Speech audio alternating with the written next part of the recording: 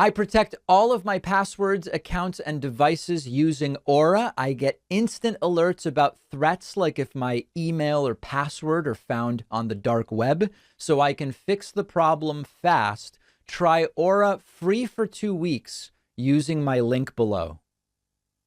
So the search continues for the believed Mar-a-Lago traitor slash mole slash leaker, whatever. This is the story, the belief wherein there are some in the MAGA right who believe that the only way the FBI could have known where to look and what to do during this search warrant would have been if there were some mole within MAGA land. And many names have been floated, everything from some Secret Service agent to some employee at Mar-a-Lago, all the way to Mark Meadows. Now, I don't know for sure that it's clear there is such a mole, because there are also claims that Donald Trump personally gave FBI agents a tour of Mar-a-Lago some months ago and might even have shown them exactly where everything is. We just don't know if there is a so-called mole at Mar-a-Lago. But increasingly, there are reports that Donald Trump is being driven nuts. That's a quote, driven nuts, not knowing who the mole is, according to an ex-federal prosecutor, and others have made similar claims. And one of the things that is being made very, very clear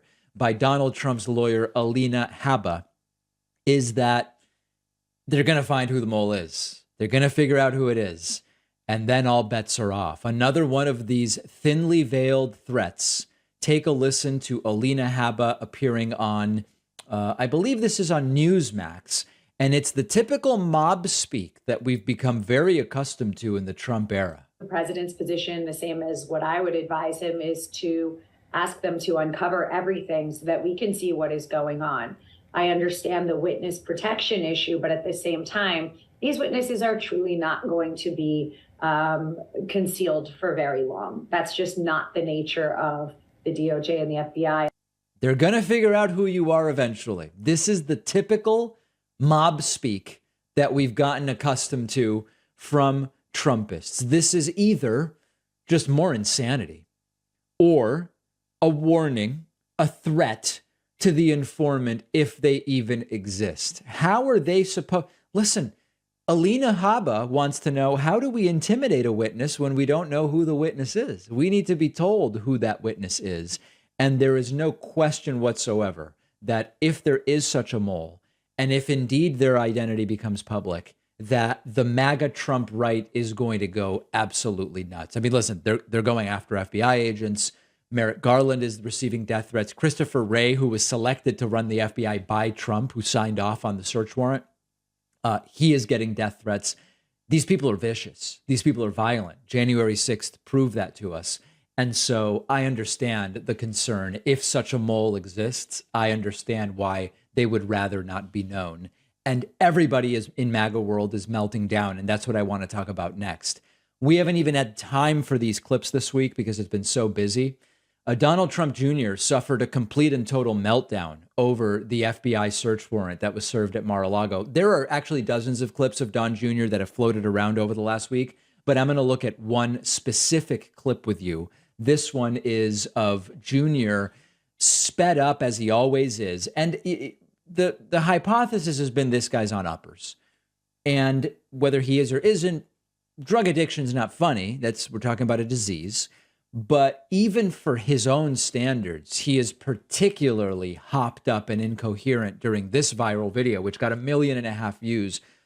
See if you can follow any of what he's even saying here. My father says that he would have given them what they wanted had they done this, but no, they needed the FBI hostage rescue team, the HRT, their elite tactical unit, and 30-something agents to show up to my father's home, where they then wouldn't allow or didn't want any lawyers present. If you're not watching, the facial expressions are bizarre. The hand motions are frenetic. Because I'm sure, given all of the examples of totally above board stuff that the FBI does, that's totally great, right? Like, I don't know, if I'm the FBI, you want someone's lawyer there so that there can be no other claims later on. But, honestly, they don't care. At this point, given all of the things that they seem to have fabricated or lied about and all of these things, guess what, folks? There's exactly zero equal justice under the law. You know what? Pro tip for life. This is an ultimate life hack. Become a Democrat. Then you can do whatever you want with no accountability. This guy is out of his mind. No legal action. They'll just leave you alone. Okay? But you needed the HRT to exercise this warrant at Mar-a-Lago. Give me a break, right? Again, Hillary can bleach 30,000 emails and take... And I actually don't know at this point when they say bleaching emails. This all started because Trump seemed to think that... I don't even know if I can explain it. Trump seemed to think that there was a software called, I believe the software is called Acid Wash. And Trump at one point genuinely believed that Hillary Clinton was acid washing hard drives like you would do to a pair of jeans, like it was popular in the late 80s, early 90s, acid washing. And now it's grown to where they talk about bleaching emails. They haven't said they've OxyCleaned them, but that would be the next thing. I genuinely can't tell what they believe about whether literal bleach is being used. Hammers two phones. Nothing shady about this, folks. But Trump's hammering phones. That's just the best. Hammering. Imagine Bill opens the door to the basement and Hillary's in there with a mallet just destroying phones. They cooperate and they still have to show up this way. You know why? Because they're there to intimidate you. They're acting like the fascists we've been seeing them be. And of course, the fascism is on the right. Last few years, folks. And for all the Democrat talk about Republicans being fascists, these are the guys acting like it. Give me a break. Okay? They wouldn't look at Hunter and deals in China or Ukraine or links to Russian oligarchs with links to Putin or links to human trafficking and literally videotaped evidence of him saying that the Russian mob may have his laptop. No, that was Russian disinformation. But we need the HRT team to go to Mar-a-Lago. It's intimidation, folks. And the number one thing we can do to save America and prevent us from becoming the dictatorship that these guys would like is to drain the swamp and fire all of the bureaucrats. Imagine thinking after everything that's happened over the last 6 years at this point, that Trump is the person who's going to be draining the swamp. You would have to be in a fantasy world to be able to believe that. So there's the latest from Junior, another one of these hopped up, bizarre rants, and it didn't look too much better for Eric Trump, which we will talk about next.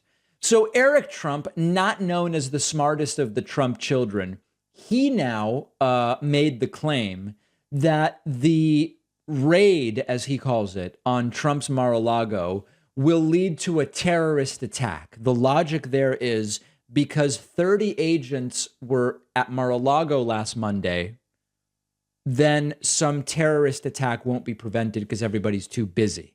It's a very, very strange thing. I missed this when he gave this interview. Take a look. This doesn't happen. I know, Greg, I know this apparatus very well, as you do. This does not happen without presidential consent. You know the White House knew. Mark my word, they're out there today saying that no one in the White House knew. This was 100%, mark my word, directed by the White House. This is a political hit on my father. They know Biden's floundering the polls. He's doing absolutely horrible. And so what do? They put on a stunt like this. And, you know, I want everybody to remember, God forbid, I hate having to say this, but if there's ever another terrorist attack in this country, if there's ever another school shooting in this country, the next time you see a serial killer in this country, I want everybody to remember that the FBI spent all their resources going into Mar-a-Lago to look for, you know, effectively records for a public library. Right. You know, imagine a Trump library. Everything would be written in crayon. Rather than being focused on China, who's ripping off America every single day, rather than being focused on the threats that plague this country, terrorism that wants to come in here, Al-Qaeda, you know, the Taliban, so many other people who want to destroy our way of life, extremists who want to destroy our way of life. The FBI, because of Joe Biden and because of this incompetent administration, has weaponized the system. There's no evidence Biden had anything to do with it. To go after their political rivals, and that's their priority versus keeping this country safe. I want everybody to remember that, because you better believe we're going to see one of these instances again, and it's going to be because their eye was off the ball. That is a devastating way to put it. And I hadn't thought about it that way. And you're absolutely right. Yeah. The FBI is known for, despite having 35,000 employees, the FBI only works on one case at a time. Famous. The FBI, they literally, all the field offices across the country, 35,000 employees, one case at a time. And because they spent a few hours at Mar-a-Lago, terrorism will now not be stopped. These people are nuts and they're dangerous, but unfortunately, their followers hear these talking points and they just repeat them uncritically. Let me know what you think. Find me on Twitter at dpacman. Tomorrow, we will be joined by producer Pat, who will be hosting the show the next couple days. Then Farron Cousins from Ring of Fire will be hosting a couple days after that. And then I will be back with stories of peace and love. Also, remember that Wednesday, August 31st at 6 p.m., we will have the members only David Pakman Show Town Hall. This is a town hall like the others we've done, except it will be open only to members. Don't worry. We're going to get back to the wide open town halls as well. We're just doing one members only town hall. I would love for you to participate, and you can do so simply by being a member at joinpacman.com. I've talked on the show before about how we have dealt with hacking, and it's a terrible feeling. You have to act quickly. The problem can get worse fast if you don't. And I now protect myself with Aura. Aura monitors my email addresses, passwords, bank accounts, credit cards, all of that stuff, and sends me alerts if anything has been compromised. It's identity theft protection and fraud monitoring all wrapped together. Aura continuously monitors the dark web looking for your private info. You get an alert as soon as something is discovered. Aura also does things like alert you if there are suspicious credit inquiries, if someone opens or tries to open an account in your name. I've gotten useful alerts from my Aura app, and I was able to act on them quickly. If you don't have a tool like Aura, I highly recommend it. And when you go to aura.com/Pacman, you will get Aura free for 14 days, which you can use to do things like see if your passwords have been leaked. The link is down below. The David Pakman Show is, of course, an audience-supported program. You can sign up at joinpacman.com to become a member, get instant access to the bonus show and other benefits, including members-only town halls, the next of which will be Wednesday, August 31st at 6 p.m. Eastern Time, which is going to be tremendous. Let's hear from people in the audience on this slightly early Friday type show because the week is a little bit different this week.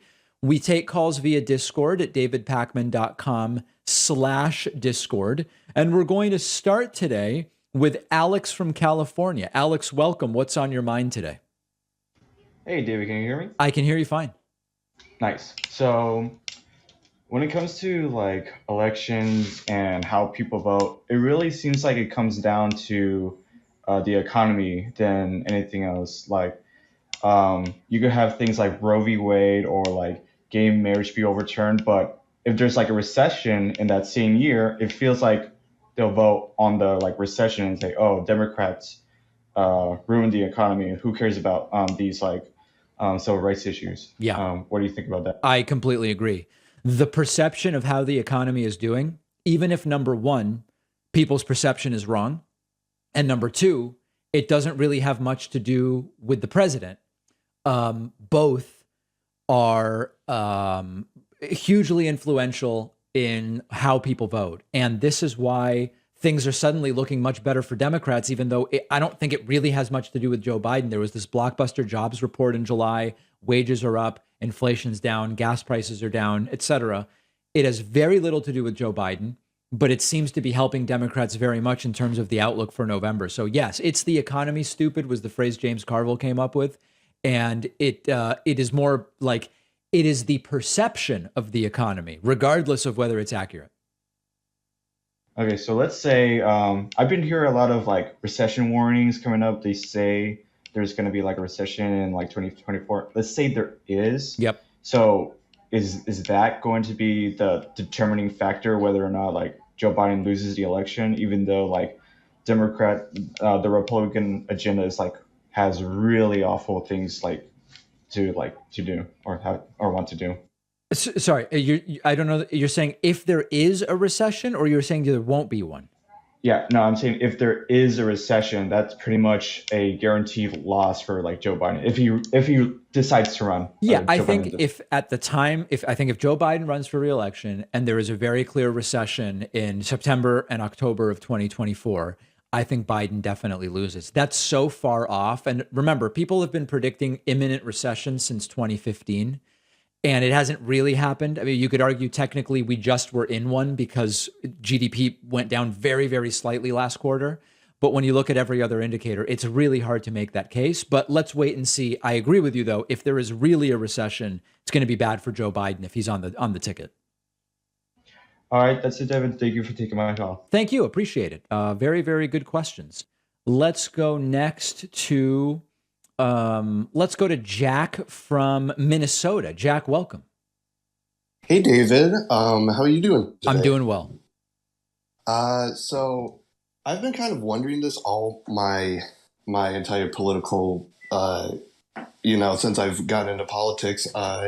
How genuine are some of the people on the right? Because you have people like Ben Shapiro, who's Harvard grad, et cetera, et cetera. He should know that he is lying to his audiences, every day. Or is there a possibility that he just believes the things he believes in? Well, I think it depends on which issue. I mean, I think that there's probably some areas where there's a genuine belief and some areas where there's like a knowing exaggeration. I think it's an issue by issue thing. Okay. Yeah. Because I've just been wondering, because I just genuinely don't know if there's method in the madness of some of these people.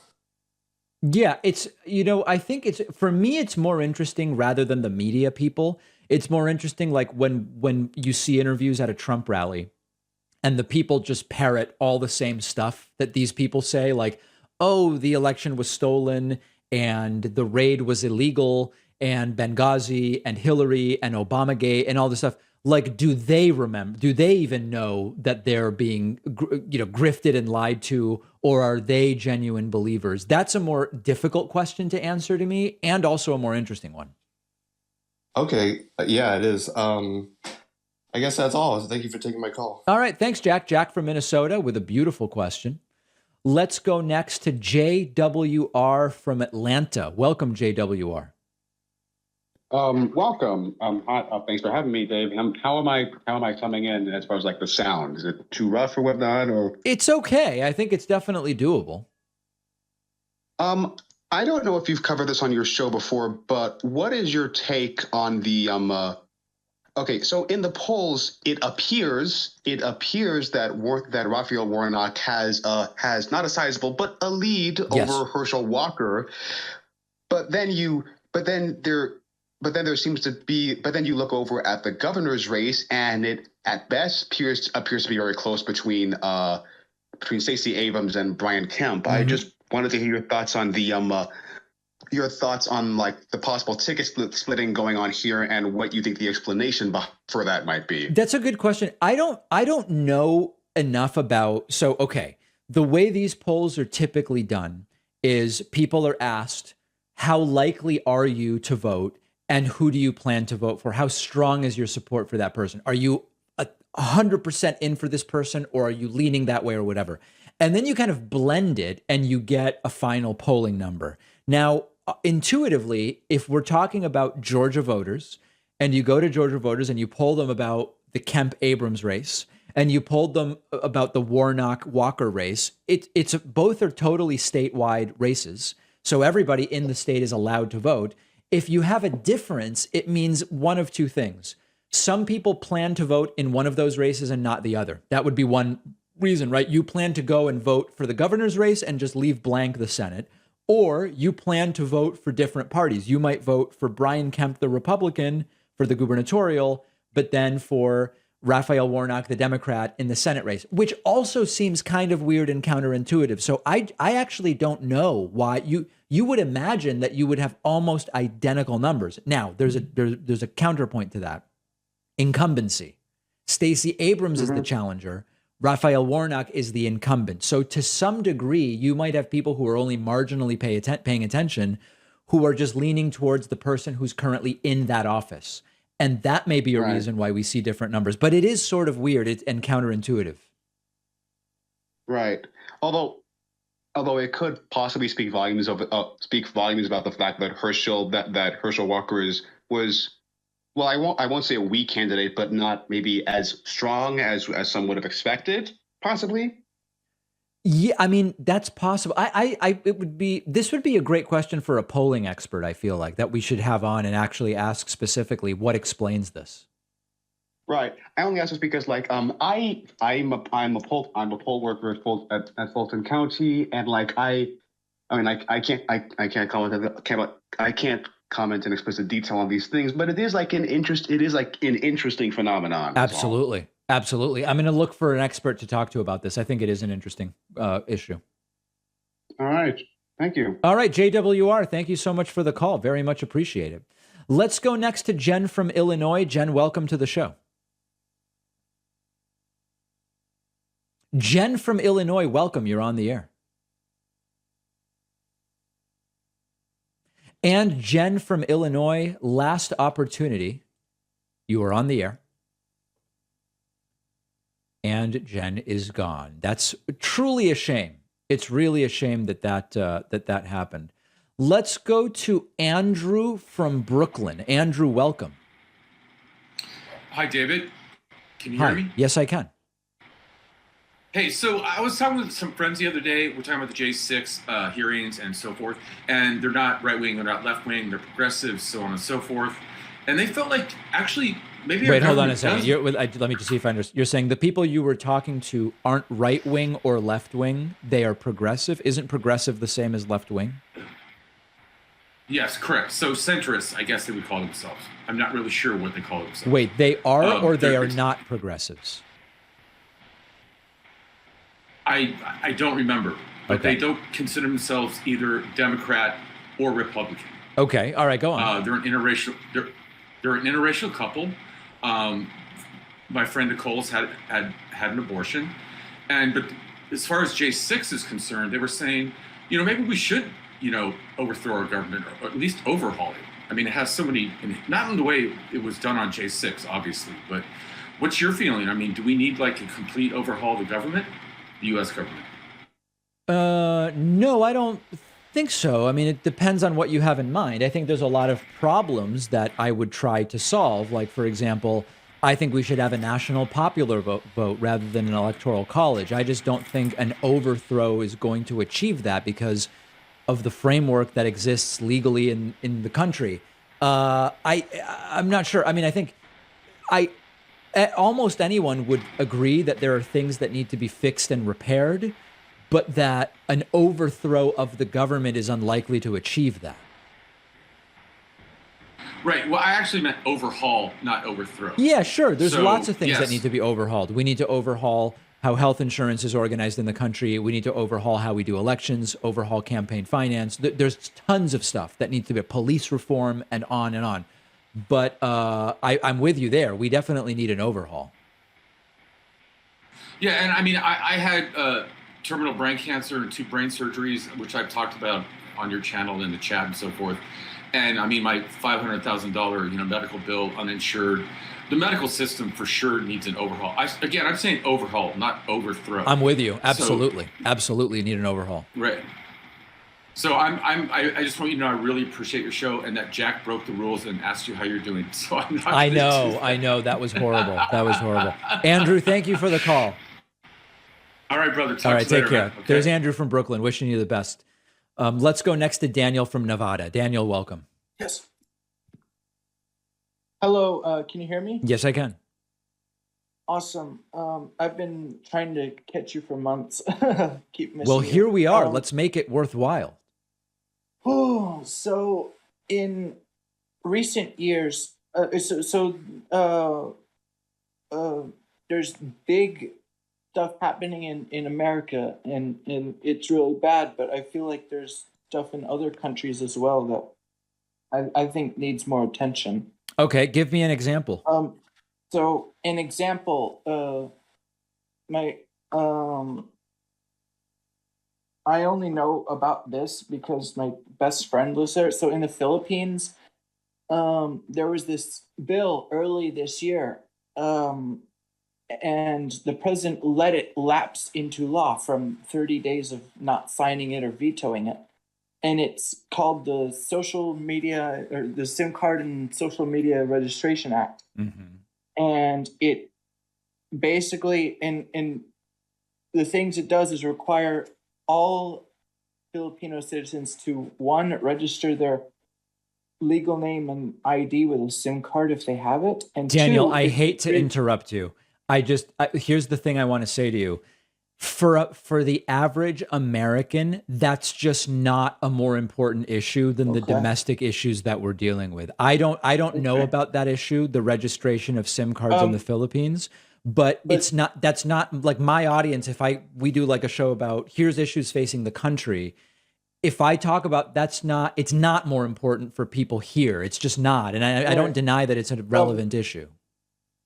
But the second part is the part that's like really bad. It requires the whole country to dox themselves on social media. Right. You cannot use a username. You have to use your real name on your social media account. Okay. Basically doxing them under penalty of law with a penalty of minimum 6 years imprisonment or 200,000 pesos. If that's as you describe, that sounds bad. But from the perspective of the United States, where we've got a broken healthcare system, we're trying to figure out how to prevent the rise of a fascistic, authoritarian, MAGA right wing. We're trying to deal with all of these different issues and the environment and all these different things. The fact that you've got to dox yourself on social media in the Philippines, I'm not saying that it's not important to the people there, but it's not really an issue that in the US is going to get a lot of attention. Okay. Yeah, it just is what it is, you know? Yeah. All right, my friend, thank you for the call. Right. I appreciate it. There's always lots of important issues. It's just not that I just don't know that is like the perfect example of the issue that's being missed in American media necessarily. Let's take a very quick break. If you're holding to talk to me, don't hang up because we're going right back to the phones in a moment. Don't forget that the best way to support the David Pakman Show is by becoming a member, which gives you access to the daily bonus show, the regular show with no commercials. You also get access to our entire archive of every episode dating back a really long time and plenty of other awesome membership perks. Go to joinpakman.com and use the coupon code BETTER21 for a huge discount. Joinpakman.com. Let's speak to some more people via the David Pakman Show Discord, which you can find at davidpakman.com/Discord. We're going to go next to Miles in Bay City, Michigan. Miles, welcome. Oh, hello, Mr. Pakman. Can you hear me? Just barely. If you can speak up, it would be great. Okay, so is it still coming through a bit quiet? That's a little bit better. So a quick question for you. This is kind of relevant to about employment, because there's a lot of places where it's like, oh, we can't find workers. Well, most of these jobs, they only offer part-time. I can't help but want to look at some of these managers and stuff and just like, and you're not offering full-time and benefits. Like, I can't help but ultimately look at some of these people and it's like, instead of looking for, say, 5 part-timers, hire 3 full-timers. I can't help but feel like that in the end, it's like, it's going to cost the business roughly the same, but you're going to have someone there to run the business and all that, and it should function as intended. They'll get people to fill those jobs if they give, they offer a full-time job and benefits. I mean, I just can't help but feel like that's just, when I see some of that stuff like that, it's just like the answer's right in front of you and they're not taking it. I generally speaking agree. I mean, one of the things about full employment, and we are really close to full employment. I know right-wingers will say, oh, but people filed for unemployment last month. That always happens. But when you have 3.5% unemployment, the jobs report came in at double the number of new jobs that was expected. We are close to full employment in this country. One of the things is employers are going to have to fight for employees to some degree, particularly in these minimum wage or close to minimum wage jobs. So yeah, I think that is it's just supply and demand to a certain degree. Very interesting. Anyway, that was on my mind. All Thank you, right, sir. thank you so much for the call. I appreciate it. Yeah, this is a good point, and we're experiencing it in some sectors, but not in others, and it's because of what we might kind of colloquially call the quality of the job. Let's go next to Jamie in South Dakota. Jamie, you're on the air. What's going on? Hello, David. Can you hear me okay? Yes, I can. Okay. I'm like kind of like a capitalist in like the Nordic kind of model sense. Okay. And I know you're from Argentina, and I was just wondering if you followed like any of like the leftist wins in like Latin America. Yes, to Like some the degree, I followed them. But did you have a specific question about one of them? I was wondering if you think like with some of their talk of like taking over like the market economy, if like you think that they could like turn kind of like that, like this government would be different than like the previous outcomes. Which government are you talking about? What country? I don't know, just kind of maybe like Chile specifically. I don't know. You're saying if Chile could overthrow capitalism? Or like he's talking about like doing different things to like get make it more kind of public and like more socialist and get rid of like the market based stuff. Yeah, I was listen, just I mean, wondering if you I if you think think that'd be positive. countries should do whatever the people want their elected representatives to do.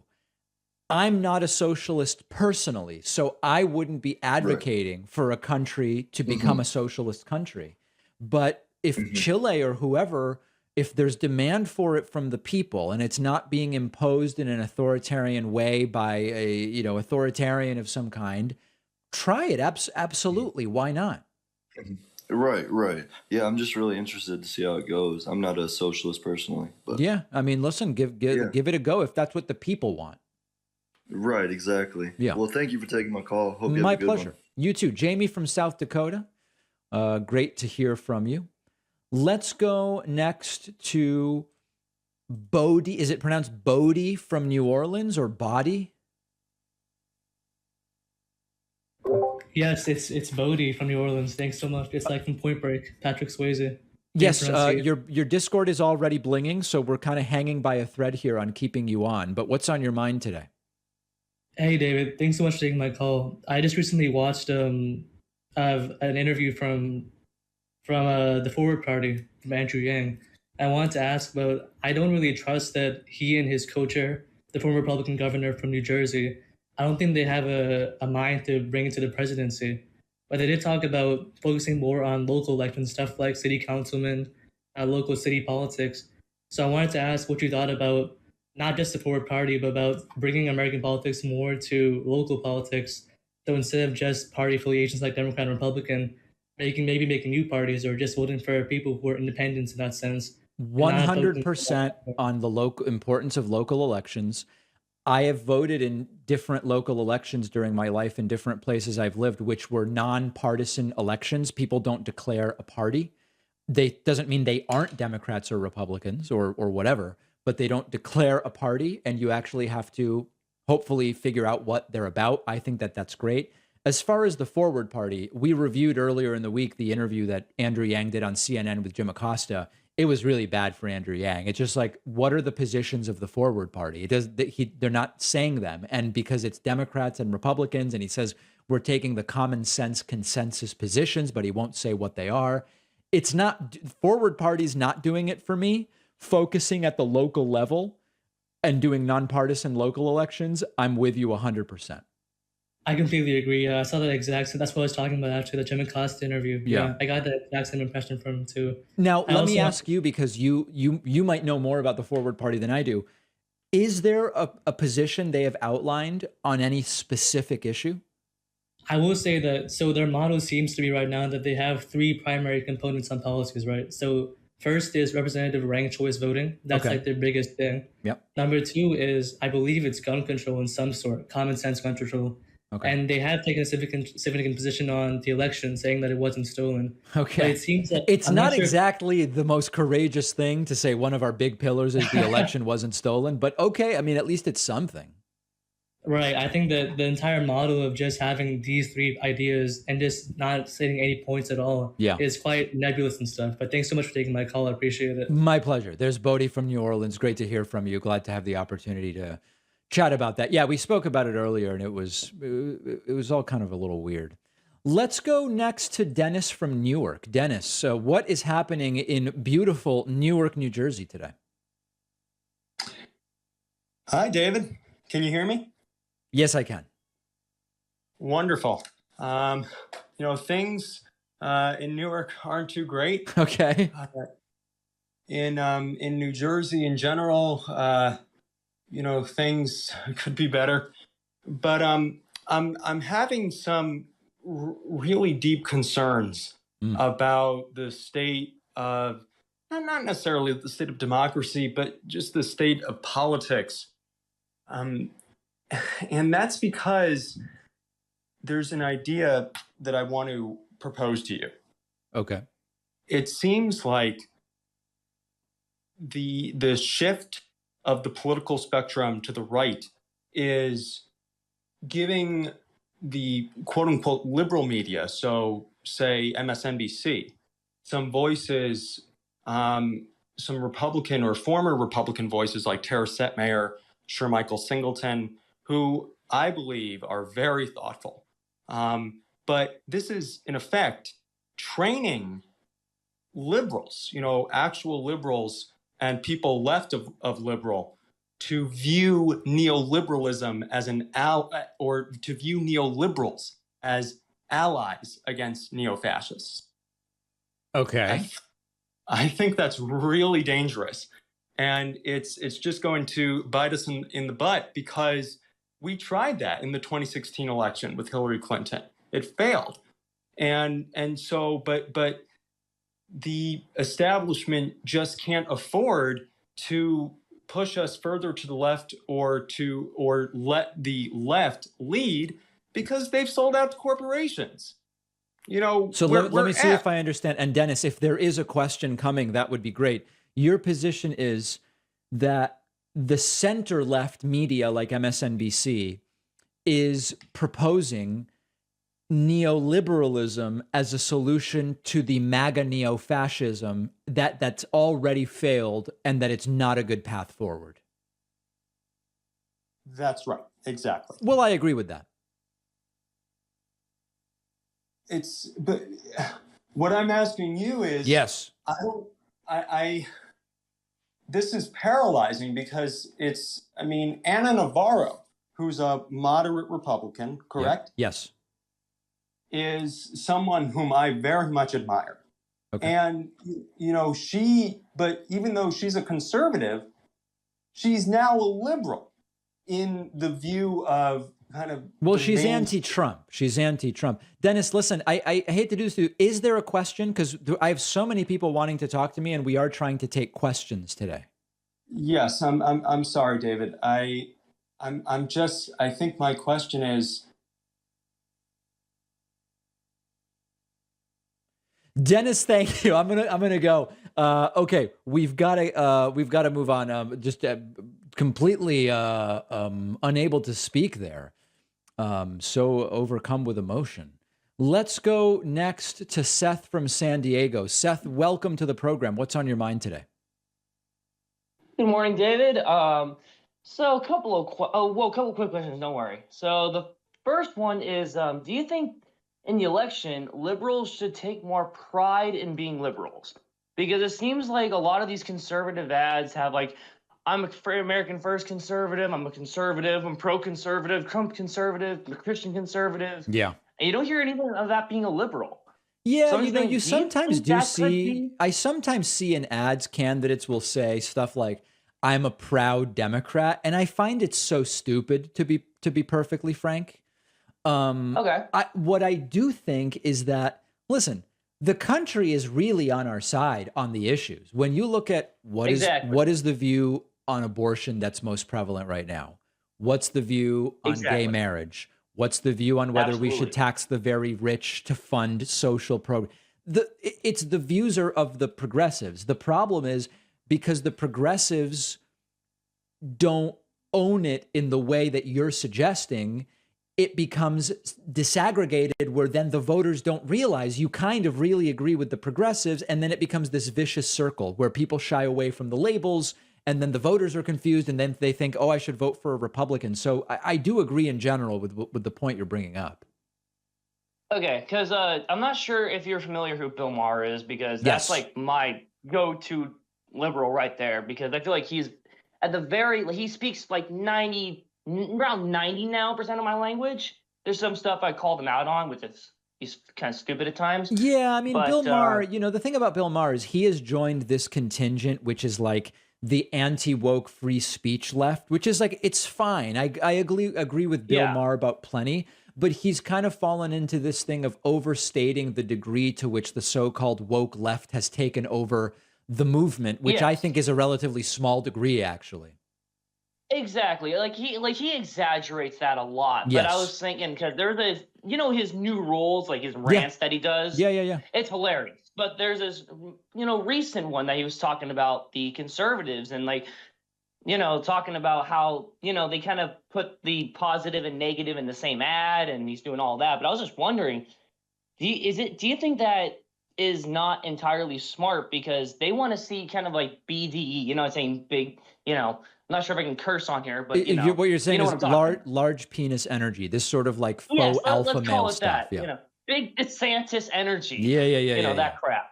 And so, do you think there's not a lot of that from the left? Because every time, whenever a liberal is here, even though the country agrees with liberals, like for example, like this is my own personal opinion. I'm not affiliating this with anyone, but like I'm currently serving the country right now, and this is my own personal opinion, not affiliating that with anything. But no, like, I got you. I agree with you. And I think the best person so far who has said it in a direct way is actually Gavin Newsom, who in an interview recently said, we need to be playing offense, not defense. We need to be ruthless, etc. And it doesn't mean you have to agree with him on policy, but he absolutely was completely correct about what you're talking about. Exactly, because I was on my phone and like, oh, you're on CNN, you freaking liberal, and I was like, well, I don't watch Fox all the time, it kind of said something like that, but like they look at liberals as these naggy, wussy, sissy like people, but and most of the country agrees with them. So when you hear conservatives like, oh, I'm a man or whatever the case may be, which honestly masculinity is actually better than ever, which I don't know what the hell they're talking about. But I'm sorry to drag this out for so long. I was just Seth, you've really said it all, and it's been a pleasure having you on. I appreciate it.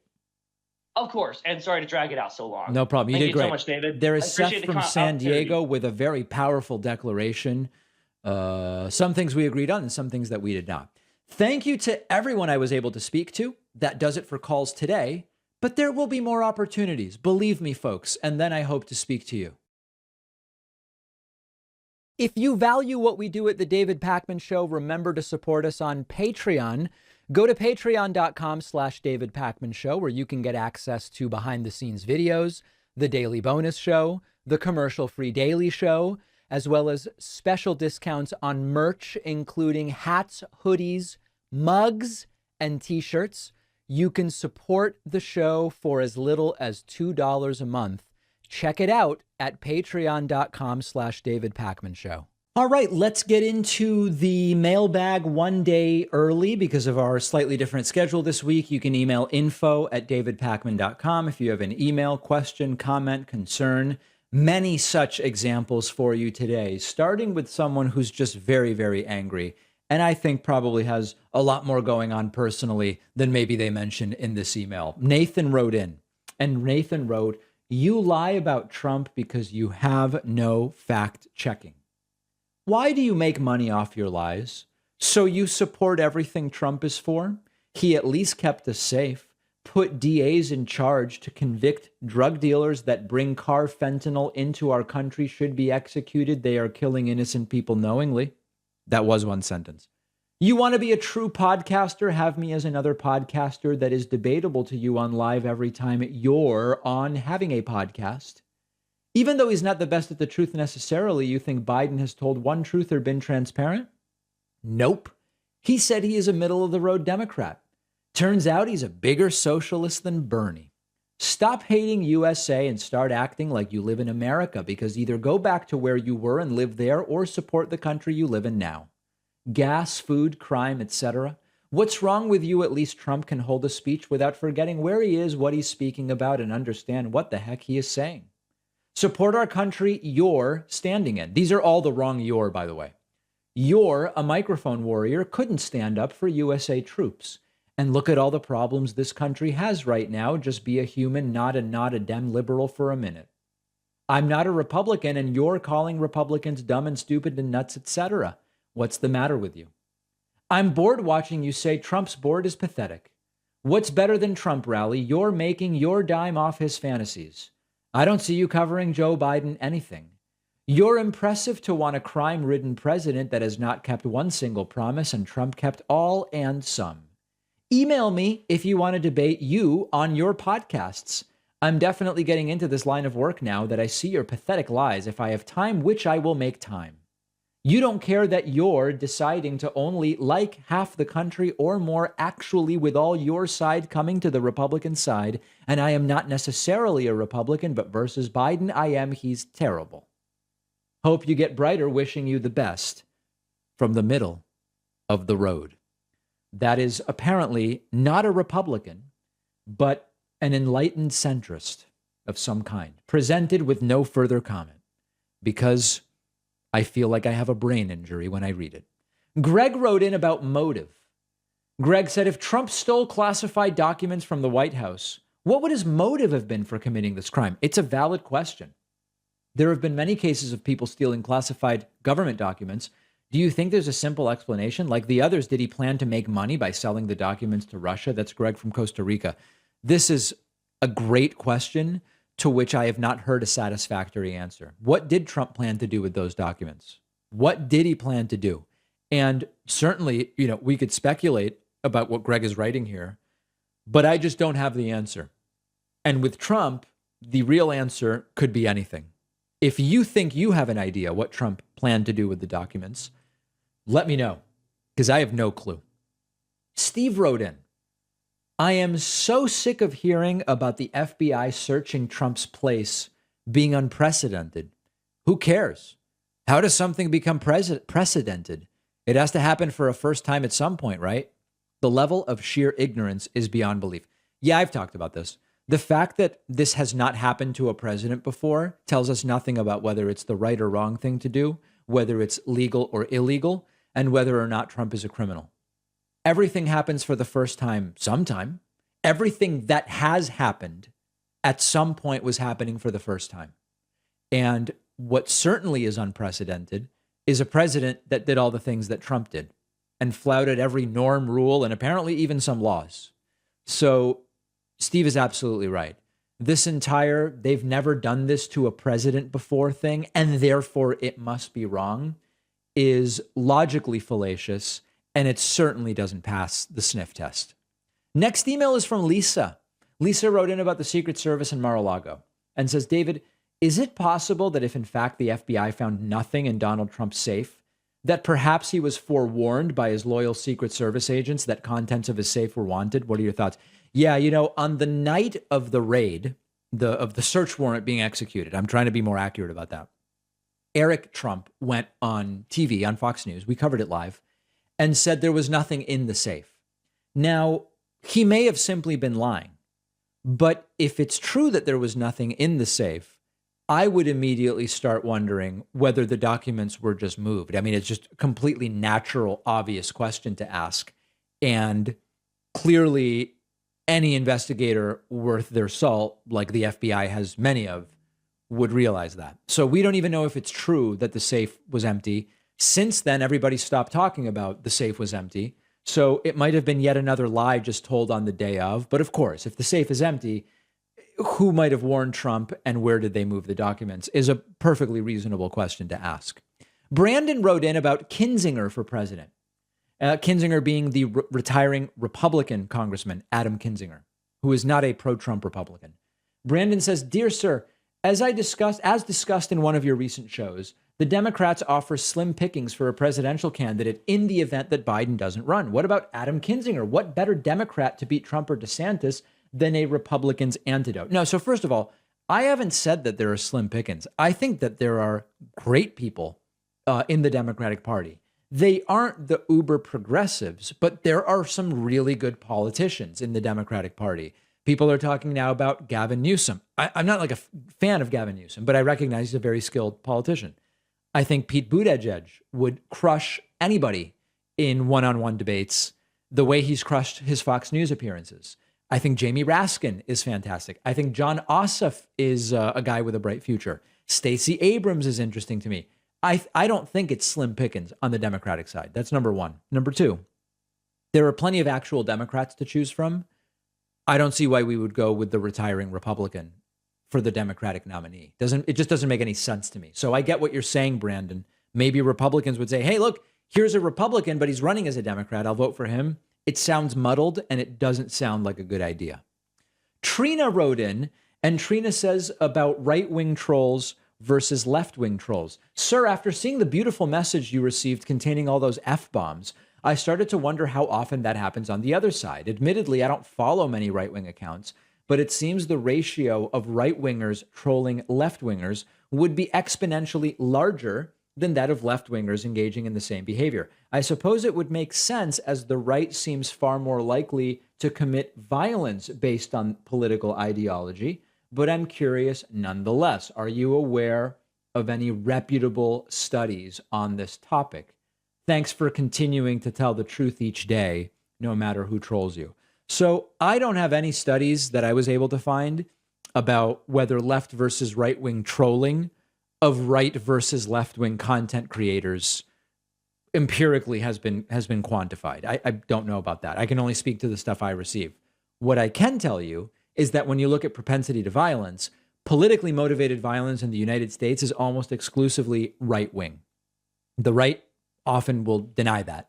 They'll say you're miscategorizing some of it, or what about Antifa, or whatever else they come up with. But the truth is that when you look at politically motivated violence in the United States, if you want to find it on the left, it's the occasional what's called eco-terrorism. And it's relatively rare. The violence is mostly on the right. That we know for sure.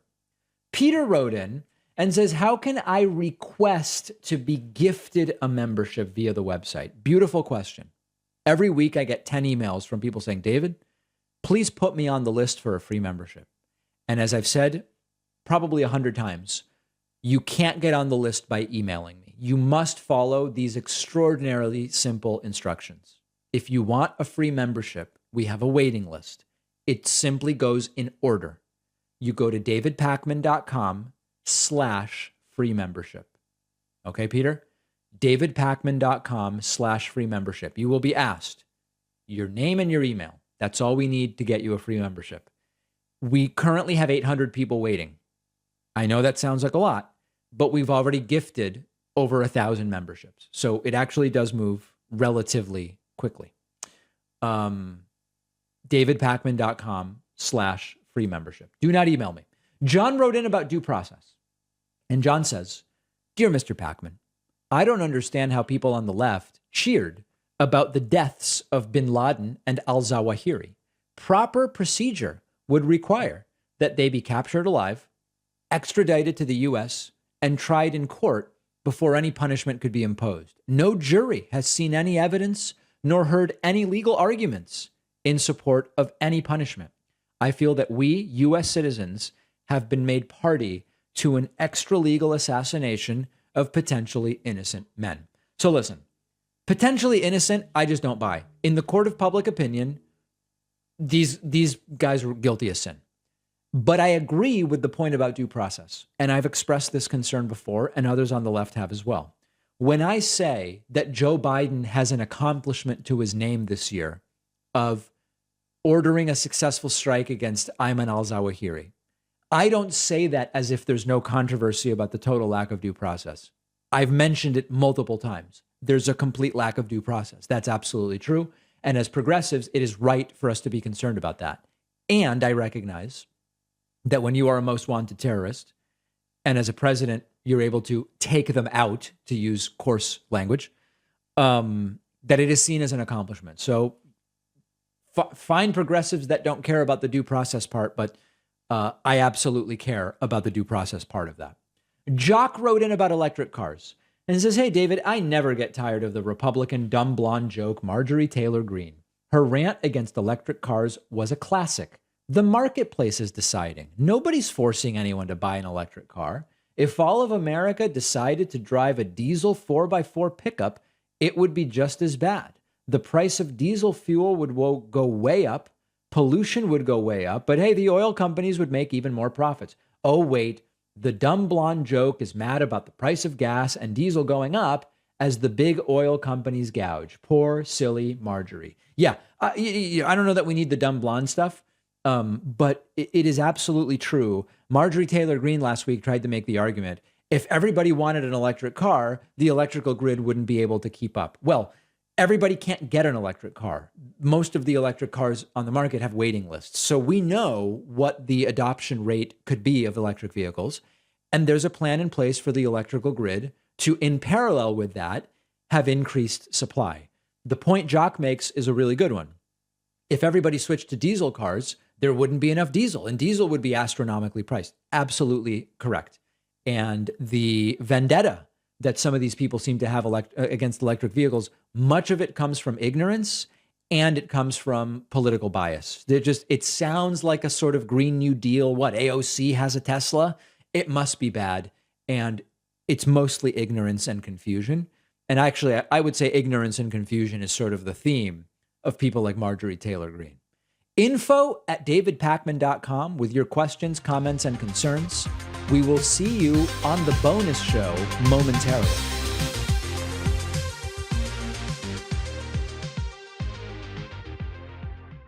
Thanks a lot for watching today's show. I just want to take a second to tell you about today's sponsors.